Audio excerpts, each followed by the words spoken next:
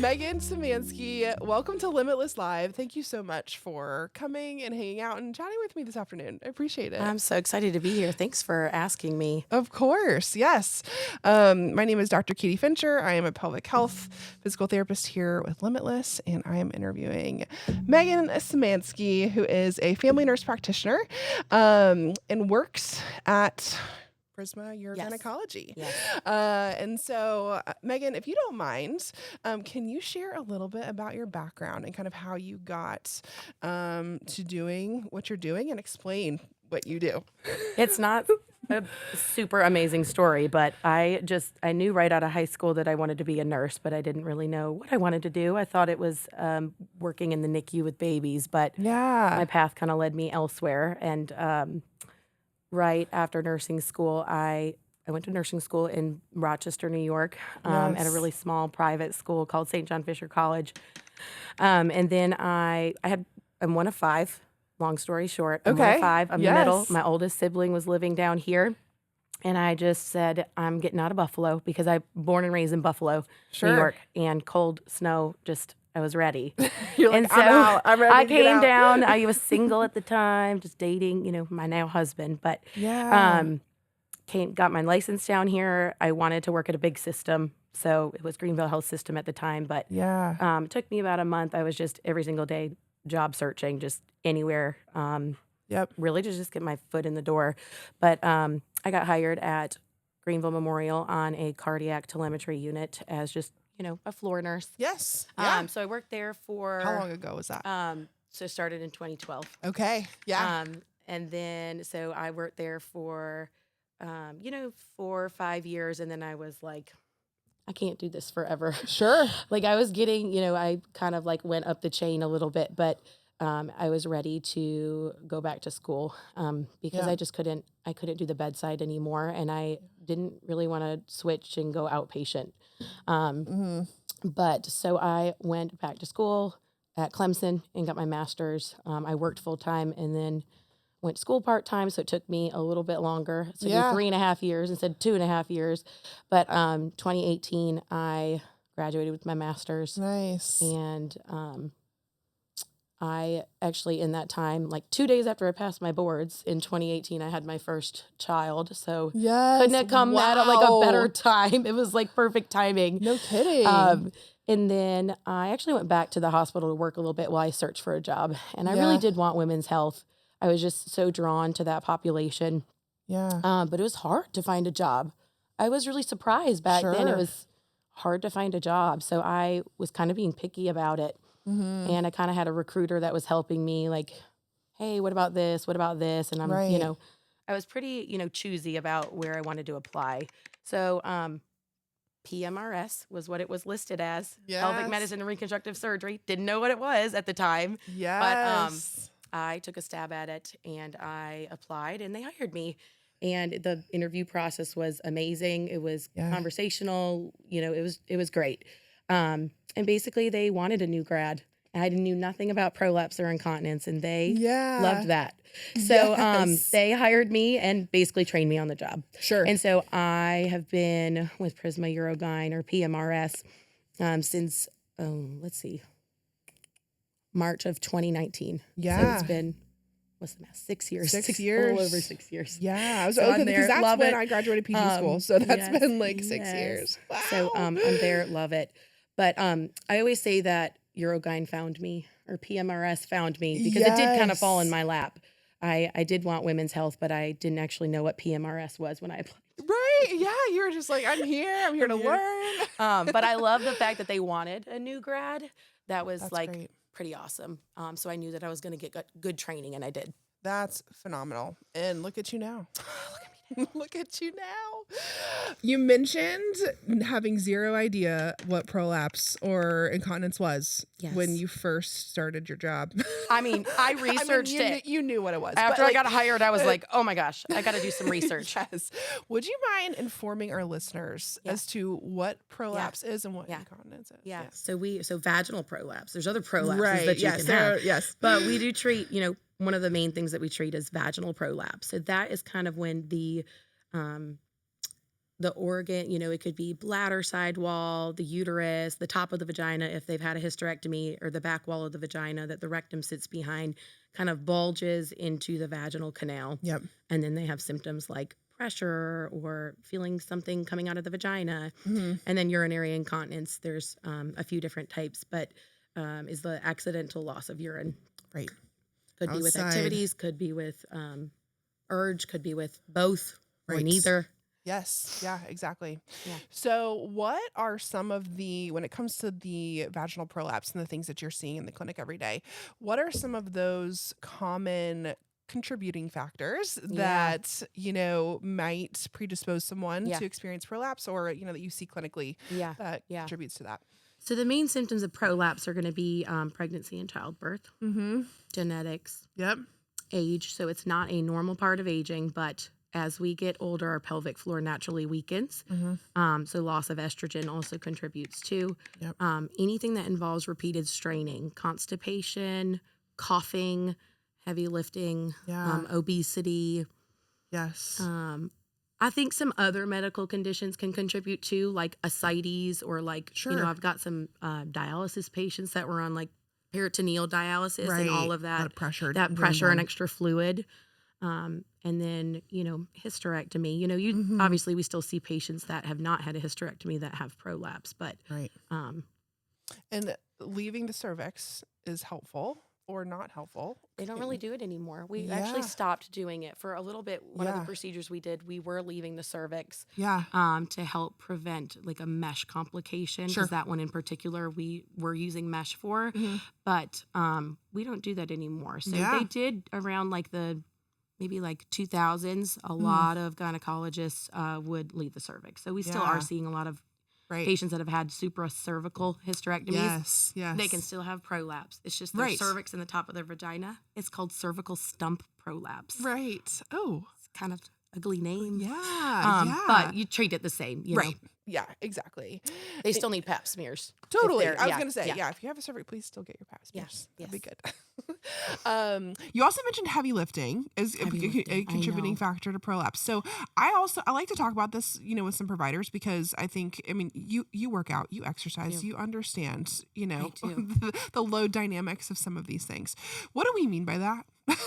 What do we mean by heavy lifting and the contributing kind of factors? Yeah, I think like breath holding, like not managing pressure or engaging those larger, muscle groups. Yes. And so, I get all the time like, hey, can you write me a note to get out of work because I have a prolapse and I do lifting? And I'm like, I can't, unless you're post-op, like, heavy lifting for somebody could be 5 pounds for one person, but then 50 pounds for somebody else. I don't have a weight limit that says, oh, this is too much, because it depends on what body mechanics you're using. Yes. So, yes. No, I think that's really important to mention, because there's a big stigma and fear surrounding like weightlifting, impact, running, like, all those different types of things. I think people can do it very safely when, they understand, like you said, the pressure management, how to use the muscles around the pelvic floor and the core really well, which is part of what we do as pelvic health PTs. Yes. But from a standpoint of your role in helping patients, manage these symptoms of prolapse, incontinence, all those types of things, what are some treatment options for patients who are experiencing these symptoms? Prolapse. Yes. Yeah. So I tell them, this is not medically urgent to treat. We don't have to treat it. Right. If it's not bothersome, we don't really have to do anything. We don't recommend doing anything invasive. Sure. But, we would avoid like just different lifestyle things like the super heavy lifting, the like constipation, like things that we do have some control over. Because like age and genetics, we don't have control over those things. So, and then, I recommend pelvic floor physical therapy to help learn how to manage that pressure, especially if they are doing, something for work or they're working out and they are afraid of it kind of progressing, but they're like, hey, I'm okay with where things are now. I just want to manage my symptoms and try to help with progression. Sure. So, that, if that's their goals, the treatment really depends on their goals and their degree of bother. And so if somebody's goal is to just keep things where it is, where they are, then I definitely recommend PT. Right. So, And then we have pessary, which is the Yes. vaginal insert, which we love.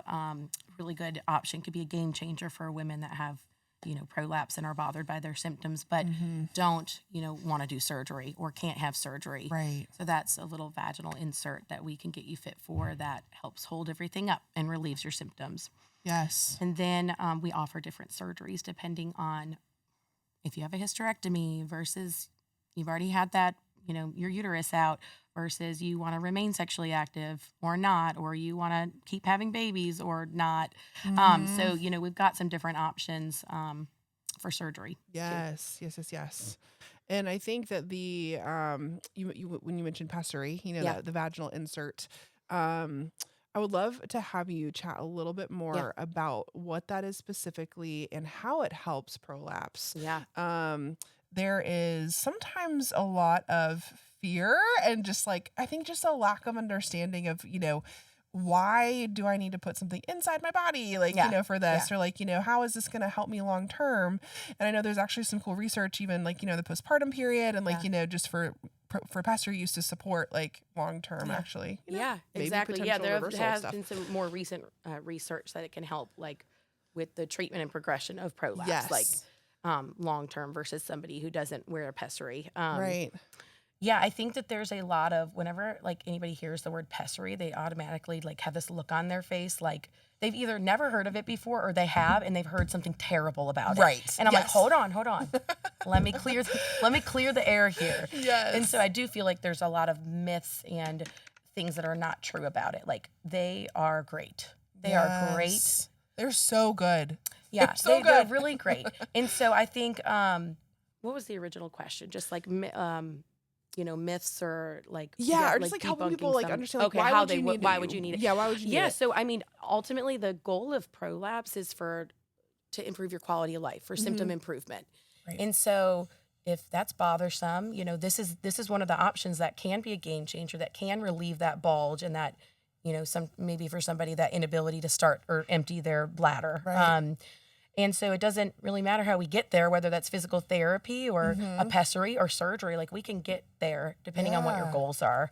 But basically, they're a little silicone device that we fit you for. They come in all different shapes and sizes, and we put them inside the vagina, and they're supposed to hold up those walls that are bulging into the vagina. Yes. And causing those symptoms. And so a good fitting pessary is one that stays in, holds things up, and is comfortable and doesn't fall out with walking around or straining. So it's just another way to help your symptoms. Right. Yes.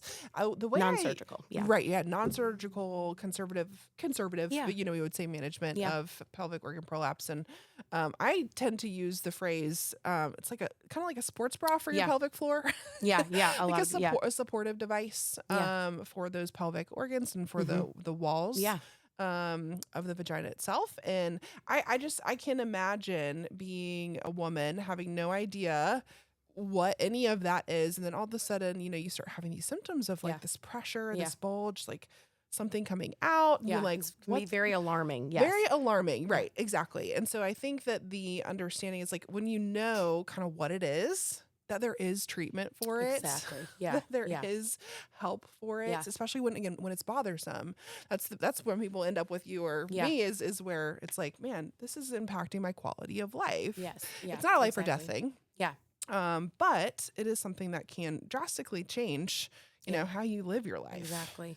And so the pessary itself, from my clinical experience, has been a game changer for a lot of patients, being able to just do what they want to do and still understand the concepts that we teach in pelvic floor. Yeah. But there are times where pessary is really, main treatment option and or surgery, where their surgery is the best option for somebody. Yes. And that's okay. Exactly. Yeah. Everybody's goals are different. Yes, exactly. Yeah. So, with that being said, if someone were to come in to see you for these symptoms of prolapse, and they're experiencing a vaginal bulge and you're going to recommend a pessary for them, most likely, or assessment, what can someone expect from a visit and kind of how that process works? Yeah. So, basically we're going to chat. We're going to chat, clothes Yes. on. We're going to Yes. chat Yes. about, your symptoms, when they started. We're going to talk all things vaginal, urinary, bowel, sexual function, because it's going to play a role in pessary, surgery, Yeah. like that type of thing. So we talk all of those intimate subjects. Yes. Which yes. I love. Yes. But other same. people don't. But that's why I love what I do, because it is embarrassing for a lot of ladies, but I get it out of them, and they feel a lot better. So, but I do love talking about all of that stuff. But so we chat, and then we will go ahead and do an exam. And so it's not just a typical, we don't do regular gynecology, so we're not just like doing a pap smear real quick. Right. We are, having them cough and bear down, and we are taking different measurements to assess for prolapse. Right. And we use a measurement system called the POP-Q system, which is kind of in a nutshell just a way to standardize how we measure prolapse, from provider to provider, and stage it. And then, I still do a speculum exam and a bimanual exam, and I still do a pelvic floor assessment on them, a cough stress test, having them cough to see if they have any leakage with that. And then, sometimes I will do an exam with the patient standing and squatting. If like what they're telling me is not matching up with what I am seeing on exam, like they're like this bulge, it hangs out like an orange, and I'm like, I believe you, but I'm not seeing it. Right. So but it is a dynamic condition. So, sometimes if it's not matching up, I'll have them stand up and squat and look under there with a mirror and a light and do an exam that way. Yes. And then, have them get dressed, and then we chat about, what did I see on exam? What are your symptoms? What are their symptoms? And then these are all of the treatment options. So I kind of present it as, we don't have to treat it. You don't have to live this way. You can determine, what you want to do with this, if anything. So your degree of bother, your effect on quality of life should, drive how aggressive you want to be with this. Yes. Absolutely. I think that I love the fact that you assess people in standing and I squatting. see what's going on. Yeah. Yes. Because like you said, there's sometimes this discrepancy between what you see on like someone laying on a table versus gravity and like everything coming into the picture when it comes to their symptoms. And sometimes prolapse symptoms are not constant. Like they can be created or throughout the day it increases, or it's, after a straining bowel movement, mover, exactly, all that kind of stuff. So I have had so many patients just be so validated, like when like they've maybe been assessed by another provider, didn't check in standing, and then we see and we look in standing, and you're like, oh yeah, like we definitely are seeing something here, and they're like, see, I knew it wasn't crazy. Like I feel like a lot of women feel like they're crazy, you know, when it comes to some of this stuff. So and even like I know we've shared patients before, and like helping them better understand like the reasons why this is happening, and like again giving them all those treatment options to better again improve their quality of life. And even if they're like, I want surgery, my nanny had surgery, she had a bladder tack, and I'm like, we don't really even use that term anymore, but let's talk about it. I still am like, hey, I know you have your heart set on surgery, but it is my job to educate you and talk to you about all these other things. That way you can make the best decision for you. And improve surgical outcomes, you know, in the event that that's something you do want to pursue, which I think is super, super important. Yeah. So anyways, thank you for for doing that. I think that's so important. And it's functional, right? I mean, I treat a lot of athletes and people who start to have symptoms with heavy lifting or, you know, with some of those types of things. And it's just like, okay, you know, we need to be able to talk about risks, benefits, you know, like all those types of things. But also, again, like if we're only having symptoms with gravity, you know, in gravity supported positions, it's like, we need to address that. Yeah. Functionally. So how you mentioned how much you love and enjoy talking with patients kind of about the hard stuff and like the stuff that is like, you know, maybe embarrassing or just things that we don't talk about, you know, a lot. So how do you approach those conversations with patients, like when they might feel embarrassed or, you know, might be hard? Like what are some of your kind of favorite ways or kind of just what have you seen being able to draw some of that stuff out of patients? I think just letting them know, like, this is what we do. We look at vaginas all day. Yeah. We this is what we see. Like, we are backed up 4 months for surgery because of women like you that have similar. So you are not alone. Yes. This is not normal.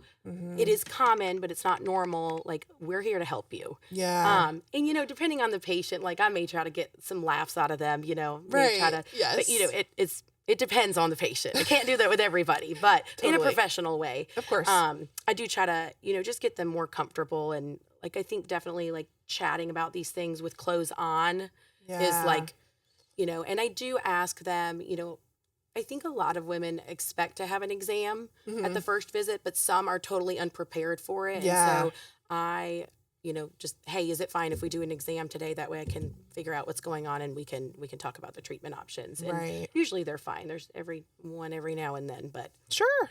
Yeah.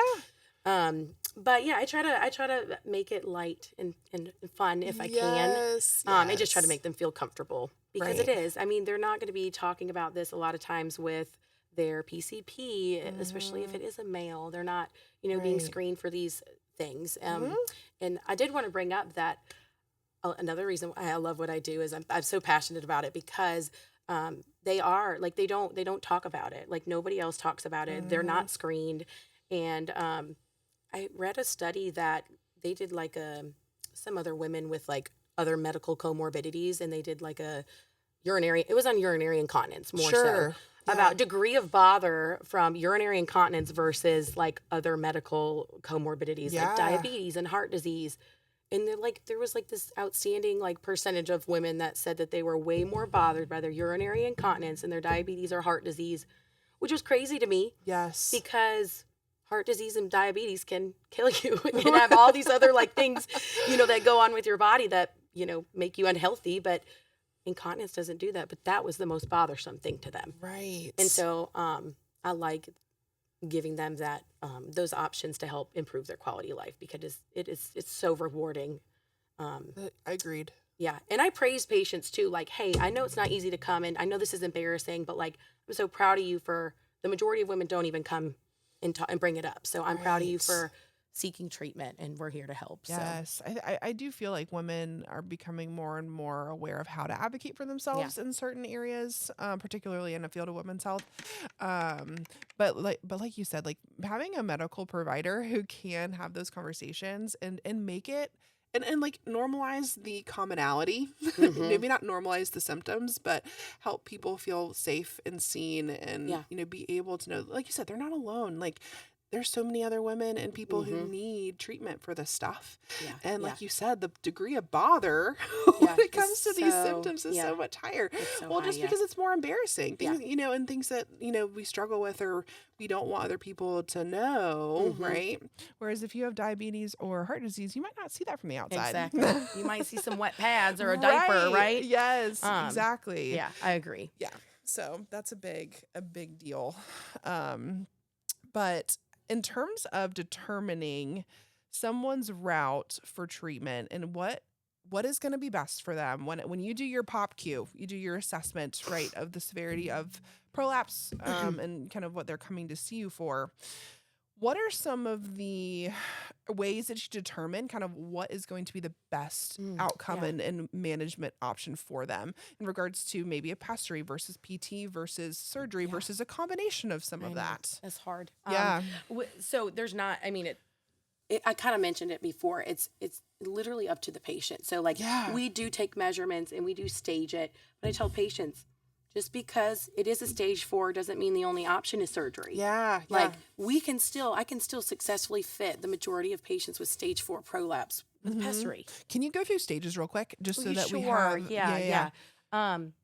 Stage 1 is you don't have prolapse. Yes. Everyone you may has have a stage little 1. bit of laxity, but like you don't have prolapse. So, Yes. but and then stage 2 would be kind of like where patients may be symptomatic, and the staging kind of like in a nutshell is like we take all these measurements at maximum strain. Yes. I tell patients like, I want to measure it when it's out and at its furthest. Yep. So I do have them cough or bear down or stand up and strain. Yes. And so stage 2 is, within, a centimeter from the vaginal opening to 1 centimeter past the vaginal opening. Yep. And right around when that prolapse comes right to the vaginal opening is typically when they're a little bit past, patients are either notice it or like maybe, you know, have some symptoms. And then stage 3 would be anything more than 1.5 centimeters past the vaginal opening, but within 2 centimeters of their complete vaginal length. I know that's confusing. Yes. So basically stage 3 could be, I mean, we could have somebody, you know, their prolapse hanging out like 1.5 centimeters and be a stage 3, but then somebody hanging out 7 centimeters and they're still a stage 3. If their vaginal length is 10, they're still technically a 3. They're just a really advanced stage 3. So it's kind of all in relation to their vaginal length. And then stage 4 would be within anything greater than 2 centimeters, within 2 centimeters of the total vaginal length. Sure. So, you know, if somebody has a vaginal length of 7 centimeters and they're out 5 centimeters, they're actually of stage 4. Yeah. So it's all in relation there. So, but the staging does not tell us what we should do. It just, I mean, unless you have a stage 1, I tell you do physical therapy. Like physical therapy if you want to do something or another exam. Well, right. You know, or especially if pessary. you're symptomatic with a stage 1. It's usually pelvic floor. It's usually pelvic floor tension that is causing that. Yeah, exactly. And they may see like a little movement if they were to like look in the mirror and like think that that's the reason. That's a whole nother that's a whole nother conversation. That can be tricky. Yes. But, you know, when we're talking about like what we should do, I mean, I tell the patients like, how bothered are you by this? Like, do you think that your symptoms are bothersome enough for surgery? Like, do you want to stay more conservative? And then it really is just individual. And they're like, well, you tell me. And I'm like, well, no, I mean, the staging is just because you're a 2 doesn't mean you can't have surgery. There's still something there to fix. And so really just having that individualized conversation, and then of course taking into consideration what their goals are, medical, like if they're like, I want surgery, but their A1C is 10, or they're like a huge stroke risk, or their blood pressure's out of control, then I'm going to vote for pessary. Let's exhaust all of our pessary, resources before we talk about surgery. So it really just depends. And then like, you know, if somebody's had,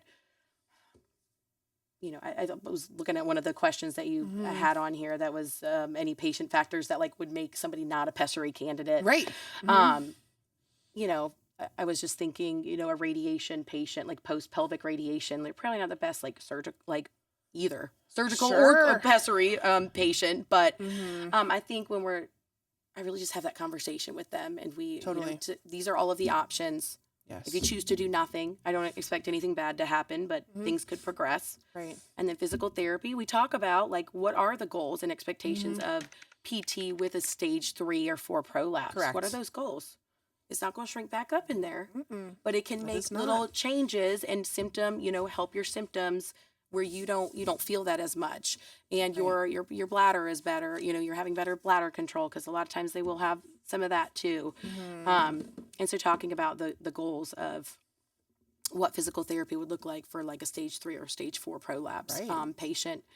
And setting those expectations, because I think that like we get a lot of people who just come off the street, you know, they're just come like off the street. Y'all come on off the street. We'll treat you. But that, you know, are presenting with these like later stages of prolapse and having the conversation of, listen, expectations for physical therapy. Can we help you better understand your anatomy, understand what's happened, and then give you options for support and how we can improve, you know, this? Yes. Am I going to change your anatomy and how it's a position? I have that conversation with them up front and be like, listen, no, like I'm not going to be able to do that. What we can do though is have great friends over at Prisma who can take care of some of these other pieces that can be helpful from a structural perspective at repositioning and support, whether that is posture, whether that is surgery. But I think, you know, kind of normalizing that, like understanding and conversation, because I'm a big believer in pelvic floor physical therapy. I 100%, obviously I do it. I love it. It's a big part of my life. A lot of patients benefit from it, but there are certain things that we can't help. Yeah, exactly. Yeah. I mean, if it's hanging out like a hot dog, I mean, like, and it's just there all the time, you know, I think for patients that aren't super bothered, but maybe like have some constipation or maybe a little bit of overactive bladder, like surgery's not going to help those things. Right. And so they may be a good candidate. Like if they're like, hey, I'm not really bothered by the bulge, but I'm bothered by these other things. It kind of comes and goes. Yes. Like, and I work out and I do work in a mail room, or, you know, those may be good in my opinion, I think that they're good PT candidates. Yes, because I would agree. like you guys, in my opinion, can help them not, try to manage their pressure and work on their Yes. constipation and their overactive bladder, which are also pelvic floor disorders, but not necessarily like secondary to the prolapse. Well, right. And I remember there's a patient that I shadowed with you that I remember specifically. Yeah, they have such a hard time with that. Yes. It's a very hard thing to comprehend. It's like, well, I just wanted to fix this with surgery. And I'm like, well, so the reason why this is here is because you're actually having some major constipation, some major issues with straining, fascial lengthening. Like, that is because of this. If we don't fix the constipation aspect, if you have a surgery and we still have those things going on, it's going to be challenging still to manage. And so I agree. I think when we know the comorbidities or the things that are contributing to the cause of the prolapse, obviously, or other pelvic floor related things, we can 100% help people better understand that and manage that so much better. Yes. And like you said too, when the symptoms are intermittent, like when they're not constant, or like, or even bothersome. Like it's just one of those things. Like you said, it's up to the patient, but we also need to make sure the patient understands all the options. And that's the best part of our job, I feel like, is helping them. Yes, be able to do I love that. Yeah. Yeah. And it's education. so like different from person to person. Like it's never the same conversation. So yes, I love that. Exactly. I think that's huge. In regards to pessary maintenance and how to take care of it. So someone comes in to see you, decides on a pessary for use of support for their prolapse. Like what's the aftercare look like? How do they manage it? Like what are the options? Yeah, so I kind of ease them into that. Like when they decide that they want to do the pessary, I'm like, hey, I want you to think about these options before our next visit, because I never, like usually we'll see a patient, we'll do everything that we talked about earlier with the exam, have this discussion about treatment options. If they decide on a pessary, I go into like very detailed counseling on that. But I tell them, hey, they need to be managed. So you can't just leave them in like an IUD and forget about them. These are going inside the vagina. And we need to take care of them because we could have problems if we left them in there for too long. Right. And so the options are either you learn how to manage it. We will teach you how to remove it and clean it and pop it back in when you're ready, or you can leave it in for like 3 months at a time and you come back and see us and we'll take it out, clean it, do an exam, put it back in. Right. And then patients always have the question, well, like, why wouldn't I just leave it in for 3 months then? I mean, that sounds like a lot easier. And I tell patients, like, I really encourage you to consider taking it out. If you're willing and able, then that is the best thing that you can do. You're really going to cut down on like side effects from the pessary. So, rule of thumb, the longer you leave it in, the more discharge you're going to have. Your body senses it as a foreign object and starts to change the pH of the vagina. And a lot of women can develop a discharge that is very new for them and bothersome. So patients that leave it in for longer, they're going to have more discharge and potentially more, irritation in there from the pessary just sitting in there. Right. So if they say that they want to manage it, then we talk about after the fitting. So our goal is to first get them fit for it. I was going to say, find the proper fit. Yes. And I'm like, because they get so like antsy, like, what are you putting in there? How do you do that? And I'm like, hold on. Let's get you fit first, because each one is going to be a different technique, and then we'll teach you. So then we'll practice, and we practice a couple of times, and I make sure they feel comfortable. I send them home with some written instructions based on the type of pessary. And then we bring them back in a couple of weeks, like 2 to 4 weeks, to see how it's working for them. But I tell them the more they take it out, the better. So ideally, every single night, take it out, wash it, leave it out to air dry, pop it back in the morning. But at minimum once a week. Yes. At minimum. Yes. Yeah. Can you still be sexually active with a pessary in? You can. So some of the like rings, the flatter ones, like rings, dish, we have one called a Schatz. They're all just kind of round. Those ones you can have sex with them in. They are more supportive. They don't take up too much space in the vagina, so you could. I will say the majority of my women like to take it out for sex. And then we have some other like space occupying pessaries, like a cube, Gellhorn donut. Things just won't fit. Like those ones are going to be for more advanced prolapse. And so it's going to just hold, take up more space in there. There won't be too much room for anything else. So those ones patients will want to take out. Sure. How much, speaking of sexual health, that is something that I'm certainly passionate about, and I know you like to talk about it as well. So when it comes to prolapse's impact on someone's sexual activity and what they like to do, talk to us a little bit about kind of the variabilities and kind of some of those symptoms that they might be experiencing. Shouldn't. Right. It shouldn't. Exactly. So, I get a lot like it's made sex painful. And I'm like, what about it is painful? It may be a little bit like where we've got to use lubrication because things are out instead of in. But I mean, a lot of these women are postmenopausal and they should be using lube anyway. Yes. But shouldn't feel any different for the partner. It shouldn't feel any different for the partner. Yeah. But and then for the woman, really there's no limitations on it. It just gets pushed back up in there and it does not cause pain with sex. Right. So pain with sex is usually related to something else, either tissue issue, lack of estrogen, dryness, irritation, or pelvic floor tension. Right. Exactly. Thanks for Unless clearing they that have up. like a huge uterus or like and the cervix is way down and like there's some of that. Like I could see how that could be uncomfortable. But. Right. No, that makes total sense. Because I think that's I hear that often is I have pain because my prolapse. I pain during sex, my prolapse. Stop blaming the prolapse. I'm like let's talk a little more about that. Like, what do you mean? Like, what's going on? I like that. Let's talk more about that. Let's talk more. Yeah. Because truly, prolapse should not be painful. Like, yes, correct. It's like uncomfortable. It's annoying. It's nagging. It's, it's just annoying, and they have to, some will have to push it in, but it shouldn't be like painful. Right. Exactly. Pain should not be the word that you use to describe if you're experiencing symptoms of prolapse. If you're having pain, like you said, it's coming from something else. Yeah. As opposed to the prolapse itself. Contraindications for pessary. Why would someone not? Yeah, I be able to get one. If I just can't fit them with one. So like I usually can tell from our little pop cue. Yeah. Which tells us different measurements about what's prolapsing and how much and what the, size of their hiatus is and their perineal body and their total vaginal length. I can usually look at that and say, oof, she's going to be a hard fit. Sure. Usually those are going to be a large genital hiatus. Yep. Short vaginal length. Yes.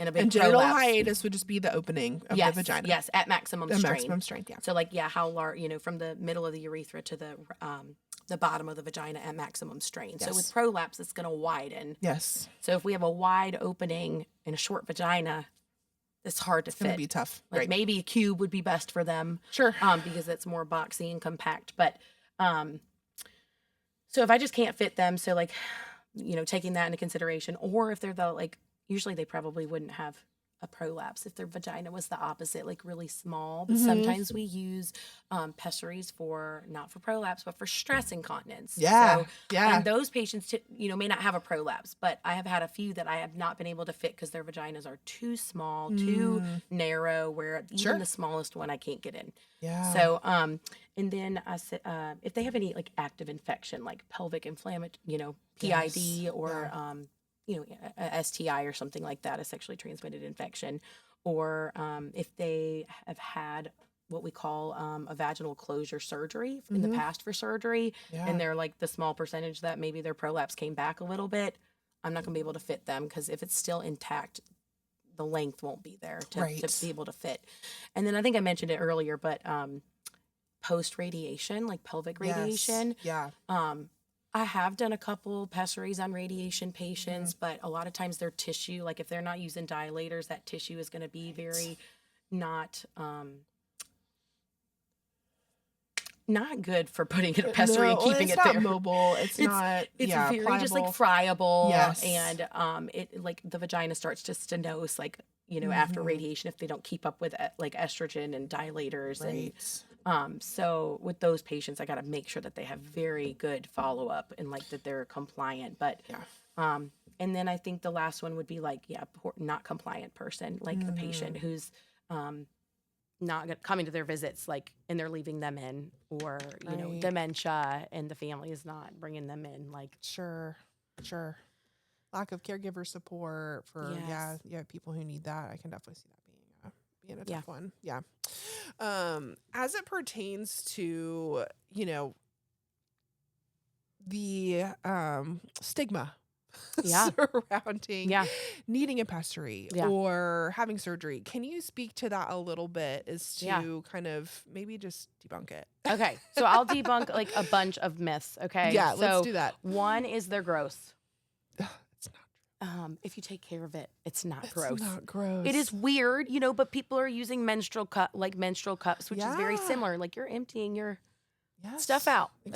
Exactly. And this is just to hold things up. So, Mhm. If you take this out every night and clean it and put it back in when you're ready, like it's fine. It's your body. Like it's just a Yes. washable, reusable silicone device. So, Yes. it's only gross if you say it's gross and you don't take care of it. Yes, agreed. And then I hear a lot, ew, that's for old ladies. And it's like, no, it's not. Mm-mm. I have ages. I mean, I do have older women, but then I also have women in their 20s who, maybe Yes. aren't done childbearing, but have stress incontinence or prolapse and need some relief. Right. Or, and everybody in between. It really just depends on the patient's preference, but they're not only for old ladies. No. Can you speak to that newer study that came out when it? Oh, man, the I should have postpartum reviewed that pessary? before. Oh, I don't know use- if I know that. The when we were together, was it the one that you sent me, or maybe I it might have been probably a different sent it to you, one? but I haven't reviewed it. From my understanding, women who are postpartum and do end up with a prolapse after vaginal delivery, and they utilize a pessary for a year or so, year or two after their delivery, there is supposedly now some evidence that they're not necessarily going to need a longer term pessary use if we're having that support early after. on and right That's after. a good study. Yeah, I don't know. I might have sent that to you, but I don't remember. That's reading okay. that one. But I like it. Yes. Yeah. And understanding too, I think the your own anatomy, right? And knowing that like you didn't do anything wrong if you have prolapse. Right. Because prolapse also has a lot to do with connective tissue and Yeah, fascia. exactly. Yes. It's not the pelvic floor muscles that are Right. holding up Right. these organs. Like the fascia is doing that. Yeah. So when we have defects in the fascia, or we have childbirth, or we have straining, like that's what is causing the changes in those connective tissues, and which is why the pessary is so helpful, because it supports connective tissues that the muscles are honestly sitting too low to fully support all the way up to where it anatomically like would have been, which is also where determining when PT is appropriate versus when a refer out is appropriate.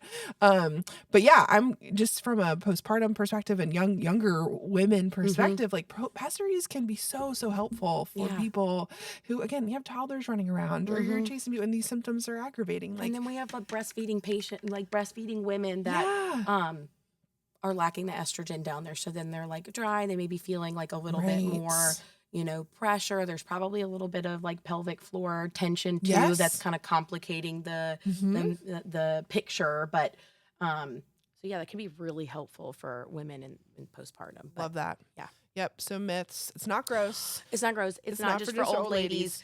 They cause infections. No, they don't.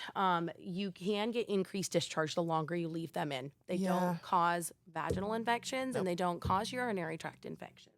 Not true. So no infections. And then I get, those are painful. Or so-and-so had one and it was so painful. It was the worst thing ever. And I'm like, well, then so-and-so didn't have a good fitting pessary. Right. Really, if a pessary is uncomfortable, then it's not the right fit or there's something else going on in the pelvic floor. Right. So a lot of times, I'll be like, okay, if somebody comes back with a, we trial a pessary and they're like, I had to take it out because it was so painful. Oh, okay, we'll try something different. Yeah. But then that one's painful. I'm like, hold on a minute. Let's see what's going on here. Hold on. These are good fitting pessaries. Yes. So then, we start to explore more of the pelvic floor, the tissue issue, if we hadn't already visited that. Sure. So, but if they're uncomfortable, then they're not a good fit. Right. And then I hear, the can't have sex thing. We talked about that already. Some don't even know it's didn't know it was an option. They just thought the only option is surgery. So then they're like, oh yeah, I want to do that. That sounds great. Sounds way better than surgery. Right. Yeah. And then I hear, doesn't it just fall out? Or can it get stuck? Can it get lost? No, it can get stuck if we don't take care of it. Sure. But if you're taking it out every single night. And then I hear I just want to fix. I just want it fixed. That's just a Band-Aid. So I tell them hey, the goal here is to improve your symptoms, right? And so we can do that with a pessary or we can do that with surgery. Right. Surgery's not 100% either. So it can come back after surgery, unfortunately. Yes. So, yeah. That is important too. And when even in pelvic floor therapy, when we're addressing particularly like the lower stages, understanding someone's goal is like, are they more concerned with their symptoms or are they more concerned with their structure? yes. A lot of times it's structure. Right. Even after understanding, symptoms versus structure, like, if our structure is still where it is, but we're not having symptoms, that's great. Like that's kind of the goal, of conservative management. But if someone's goal truly is structurally changing tissue, surgery is going to be the option for that. But like you said, it's not all perfect either. Yeah. There's risks with anything. Yeah. There's risks with anything. No, patients are like very happy with surgery. Yes. Like, it really, again, it's just the pessary's not for everybody. Surgery's not for everybody. We've got to figure that out. We do. I'm on board for either. Yes. Love it. Is there anything that you're seeing in your fields when it comes to shifts in treatment, thought processes, things that you're excited about, or things that are a little bit newer that will be helpful for women all over the place? Or even just things that like have been in place that people might not know about. The first thing that comes to mind, not for patients, but for me. Yeah. that I was excited about when I thought of like innovations and things like that, is AI. So that's something I'm excited about for me personally, but that doesn't really help the patient out. I mean, it can. So for for us, some of like the practices in Prisma are piloting some like the AI, like a kind of a note writer. Yes. And so it actually will affect the patients because then I can focus on them while this is recording our conversation and helping me do my documentation and getting all of the details so I can focus more on the patient. Yes. So it does actually help the patient. Definitely. But as far as like treatments and things like that, I mean, they're always doing research out there, like OGS and IUGA, like they have a journal that. And their new GSM guidelines just came out 2 days ago. Oh, did they? They Okay, I gotta look that up. Yes. So they always are. So I check those out. But I think something that I would be, and I know that's kind of in the works, like microbiome, like recurrent UTIs is like a really big struggle, like the bane of my existence. Because I'm a fixer. So like Prolapse, love fixing that. Right. With surgery or, I love fixing incontinence or helping improve that. But like the UTIs, it's so hard. Sure. They're so common and women suffer and there's not good options out there. Right. Yeah. So I don't have anything that like is, I hope that there's something soon for that. Yeah. That would be super nice. Yeah. I mean, my only understanding in kind of that field is just if someone has never been on vaginal estrogen before, put them on it. Yes, if they're postmenopausal, if they're breastfeeding, get them on some vaginal estrogen. Right. That's my first. That's my first line. Yes, first line of treatment, and that's definitely needed. Yes. But yeah, after that, man, if that's been used and continues to be consistently, it is hard. Yeah. It is hard.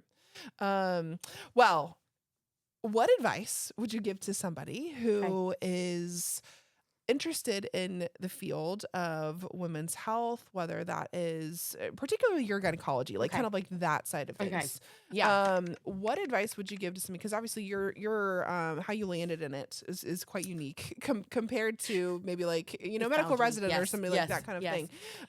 But if someone's interested in pursuing women's health urogynecology, what would you tell them about that? I think, it depends because with me being in like an APP, right? Like I didn't do a fellowship, like like for Urogyne, if you're a physician, you know that you want to go in this field. You have done after your residency, you have, applied and you're in fellowship for 2-3 years, just doing that under, an attending. So like for me, having a family nurse practitioner background, I could really do anything. Yeah. So yes, it kind of found me, but, I don't think a lot of people know that we even exist. Yes, because everybody's so like, true. Nobody knows we exist.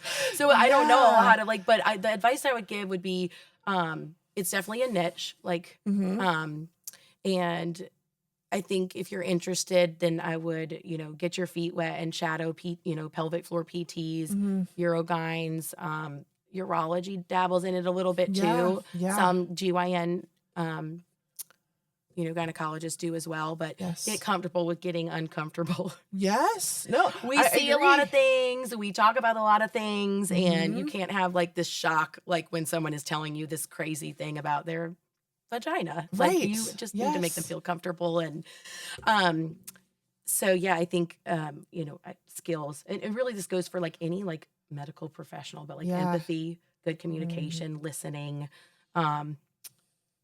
patients are emotional. Yes. And so like totally, they're human. Meeting them, right? yes. And then this is like in this field, like it is very unique because I do feel like I still feel like I could spend an hour with each patient. Totally. And it's still not enough to like delve into all of their issues. Right. But it is such a unique population. They are really emotional. This is an embarrassing thing. You've established this trust that they don't have with any other provider. And that's what's so special about it, is they don't get listened to like they do here. And they don't talk about the intimate, vulnerable things that, like we've already like gotten way closer in the 40 minutes than your PCP that you've had for 20 years. Right. Like we did. Yes. No, seriously. So it is a very true. unique, in that, it's just that level of trust and intimacy that other providers don't get to have because of what we are treating. And then, just get like curious, which I need to be better about like research and innovation and things like that. I need to be better about that. But I think time is limited for me. Oh my gosh, absolutely. It is tough. It's like finding those groups or things that kind of just provide those resources for you can be super, super helpful. Yeah, like AUGS is the American Urogynecologic Society. So they have, a membership. And then IUGA is the International Urogyn Society. Yep. They have training courses, they have different like weeks, like where everybody from all over, goes and learns about like the newest research. Like we did that in Washington, D.C. in October. So fun. And then there's like, forums and things like that. You can, like, if you're struggling with a patient or something like that, you can, reach out. But I think the fulfillment is like, is real. But I don't think that's just with Urogyn. I think, it's with anything that you're really passionate about. Oh, I love that. But I think it is really rewarding because these patients are struggling, with their quality of life. And we're the ones that get to help them with that, I know you see that too. Yeah. Oh gosh, absolutely. Which I think is why we both love what we do so much, is that we are kind of meeting people in their most vulnerable and intimate states and kind of just really getting down to the nitty gritty as to, how we can help and what we can do for those things. Again, you're not talking about your pessary over lunch with most people aren't. So we provide those spaces for all you guys who might need some extra help in that way. So, well, Megan, is there any other final thoughts you have for our listeners or anything that we've touched on that you just want to make sure we kind of like drive home as it pertains to what we've talked about? I think that the take home is, if you are like struggling with any of these, we didn't even go over all the things that we treat. I know. But we mostly talked about prolapse and then a little bit of incontinence, but also recurrent UTIs. Yes. Fistulas. Yes. Fecal incontinence. We could do a whole nother podcast on all those things. Fecal incontinence. We do, some pelvic pain, but there's a lot of other like kind of specialties that can also, help with that. And then like prior like mesh complications, and then bladder pain syndrome or interstitial cystitis. And so if you are struggling with any of those things, we are here. Hopefully, if you didn't know about us, now you know about us. Yes. You don't need an appointment you don't need a referral to make an appointment with us. You can make one online or call and request an appointment. We book out a little bit, so be patient with us. But we will spend the time with you and give you all your options, and we're here to help. Yes, so absolutely. You don't have to live that way, Love that. So connect with Megan if you need some assistance with some of those things. Yes. Thank you so much for coming on and chatting. Yeah, we'll have to do another one on some other. There's so much to talk about. Seriously, we'll do a part two. We'll do a part two. Part two coming. Part two coming. We'll see y'all later. All right.